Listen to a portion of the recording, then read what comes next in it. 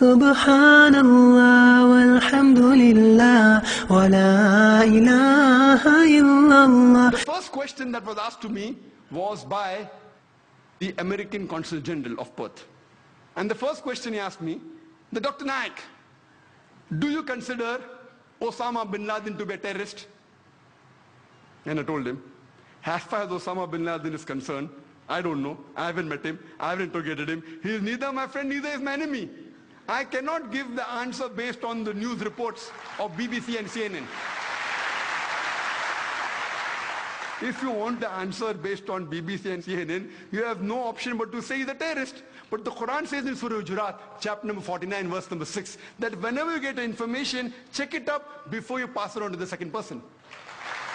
So therefore, as far as Osama Bin Laden is concerned, I cannot say whether he's a terrorist or not. He's neither my friend, neither my enemy. I haven't integrated him. But what I can say very well, that we have got established proof very well from the same media controlled by them, from CNN, from BBC.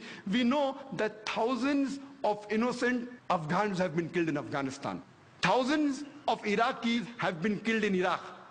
Even if we agree, 9/11, they say, was done by Osama Bin Laden. No proof.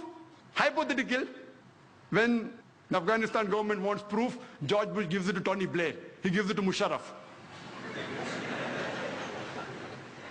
And normally, even if we agree, for sake of argument, Osama Bin Laden did it, for sake of argument. But does it justify in killing thousands of innocent people? Normally, on an international level, there's extradition policy that whenever any person who's a culprit in a country goes to another country, you can get him back. For example, India and UK have extradition policy. A few years back, one of the music director, Nadeem, according to Indian government, he was involved in murder.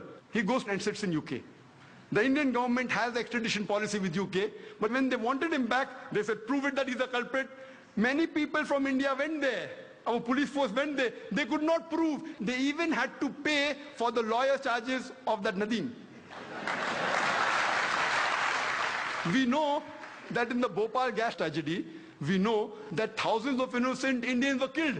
The person of Union Carbide goes to America and sits there. Imagine the Indian government attacking America, give the person back. Is it right? Why don't they do it? It is proved. Union Carbide. Thousands of innocent human beings killed, injured, wounded, damaged for life, families ruined, ran away. We have extradition policy, nothing happens. So Afghanistan and USA don't have extradition policy yet. Even if you agree, for sake of argument, Osama Bin Laden did it, it does not justify killing of innocent human beings. More than 3,000 to 5,000 Afghans were killed. Then, after a couple of years, goes to Iraq, weapons of mass destruction. And they go there, after the attack, they don't find anything. Yet, they are controlling Iraq. What is the cause? What is the reason? And people in Iraq are more troubled. They were troubled with Saddam Hussein. He was not a good Muslim. He was not a practicing Muslim. I'm not in favor of Saddam Hussein. But the trouble they're facing after America has come to Iraq is multiple times more. More people are being robbed. More people are being raped. The main purpose is what? Is oil. It's an open secret.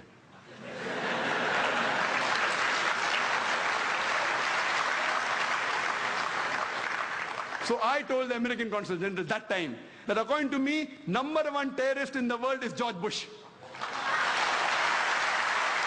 And I'm a person who keeps on speaking very often. I had gone to Australia just a couple of months after 9/11. It comes as headlines in the newspaper at that time, December 2001. Dr. Zakir Naik calls himself a fundamentalist and says George Bush is terrorist #1. I did not know of any speaker on a public level, I don't know, maybe, who has condemned George Bush as terrorist #1. Today, it is very common. I can name 100 top personalities. And we know that Honorable Justice Husband, I didn't know that even he considered. Rightly, he's an honest judge. And I agree with that. I don't know when is the first time he said, I don't want to compete with him. He's more senior to me. I don't know when is the first time he said that. But now when we read records, we come to know that the president of Venezuela, Hugo Chavez, he said that the biggest terrorist in the world is George Bush. The president-elect of Bolivia, Evo Morales, he said that George Bush is a terrorist. the famous singer and activist of America, Harry Belafonte, he said the biggest terrorist in the world is George Bush. An MP in UK by the name of George Galloway, he said the biggest terrorist in the world is George Bush. And he said that the blood that is there on the hands of George Bush and Tony Blair is much more than the bombers who have done bombing in London. And when you all asked, he said, it will be justified. George Galloway, who's MP in UK, he says, it will be justified that if a suicide bomber goes and attacks and kills Tony Blair without injuring any other innocent human being, that suicide bomber will be justified. Who said that? George Galloway.